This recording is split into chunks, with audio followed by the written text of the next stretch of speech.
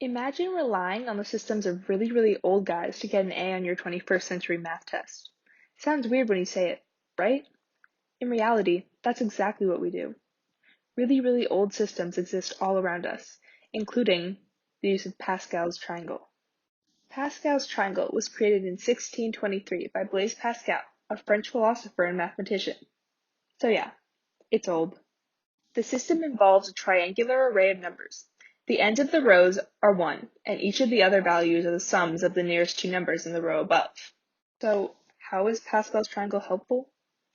Well, Pascal's triangle is an alternate method for solving binomial equations, which are often set up in the form of x plus y to the power of n.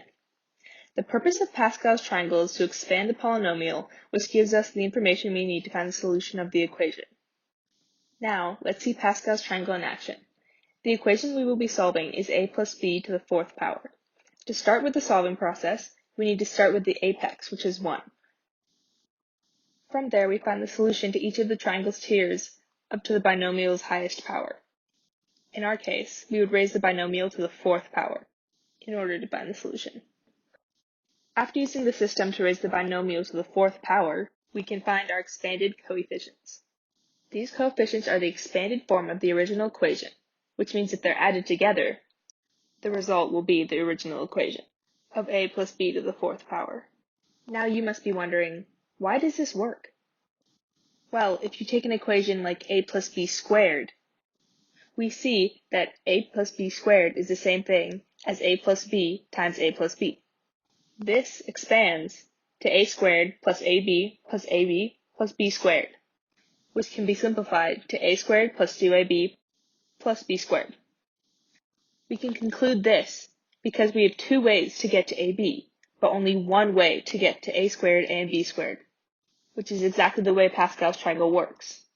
Its purpose is to tell you how many ways you can get to a certain answer, using a certain equation. We see Pascal's triangle being used in many situations in the real world. Simple activities like flipping a coin uses Pascal's triangle to determine how many different combinations you can get out of something. Depending on how many times you get that combination, in the beginning, we chose Pascal's triangle for this project because we thought that we had a vague understanding of how the system worked.